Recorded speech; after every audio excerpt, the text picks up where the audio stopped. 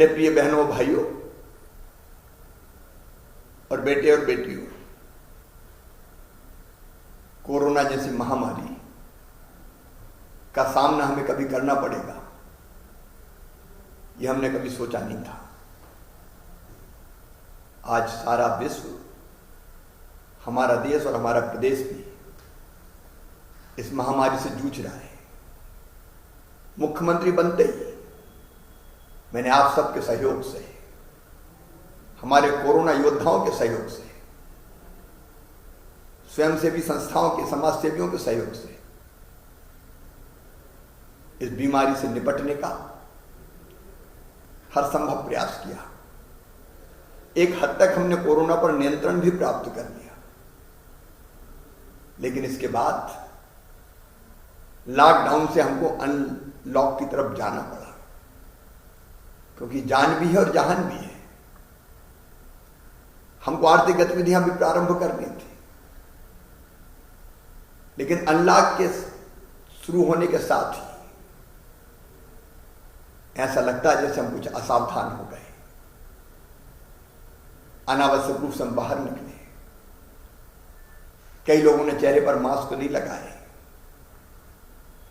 शादियों के आयोजन में भी निर्धारित संख्या से ज्यादा भीड़ इकट्ठी हो गई, और इन असावधानियों के कारण एक बार फिर से देश में भी और हमारे प्रदेश में भी संक्रमित बहनों और भाइयों की संख्या बढ़ने लगी। और आज जिस गति से संक्रमित बहनों और भाइयों की संख्या बढ़ रही है, वो मेरे और आपके मन में चिंता पैदा कर रही है। अब सावधान होके इस बीमारी से निपटने का समय फिर आ गया है। हमारी असावधानी हमें भयंकर खतरे में डाल सकती है। इसलिए आज मैं आपसे निवेदन करता हूं, और इसलिए मैं आपसे निवेदन करता हूं, सरकार, समाज, हम सब मिलके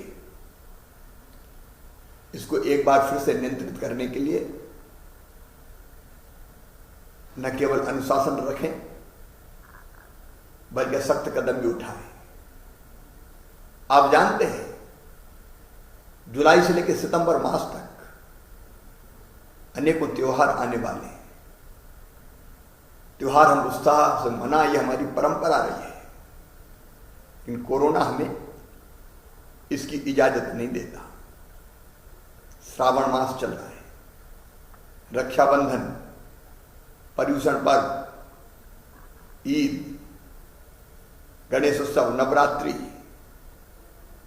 ये ऐसे त्योहार है जो बहुत उत्साह से मनाते रहे, लेकिन संक्रमण अधिक ना बढ़े, इसको ध्यान में रखते हुए आप सबकी सुरक्षा के लिए हमने तय किया है कि किसी भी त्योहार के अवसर पर कोई सार्वजनिक आयोजन नहीं होंगे। झांकी, ताजिया, जुलूस इत्यादि कोई गतिविधि नहीं होगी। हम घर पर रहकर ही त्योहार मनाएंगे। विवाह समारोह में अधिकतम संख्या केवल 20 होगी, 10 वर पक्ष से, 10 वधू पक्ष से। कोई पारिवारिक कार्यक्रम, जन्म दिवस इत्यादि का है, 10 से ज्यादा व्यक्ति उसमें इकट्ठे नहीं होंगे। सरकार ये चाहती है कि जहान तो चले, लेकिन जान भी रहे। और इसलिए मैं आपसे प्रार्थना करता हूं, बिना मास्क लगाए आप घर के बाहर ना निकले, बल्कि अनावश्यक रूप से घर के बाहर ही ना निकले। सड़कों पर, सार्वजनिक स्थानों पर अनावश्यक ना घूमें। 2 गज की दूरी हमेशा अपने बीच रखें। समय समय पर साबुन से अपने हाथ धोते रहें। अपनी रोग प्रतिरोधक क्षमता बनाए रखने के लिए योग, प्राणायाम,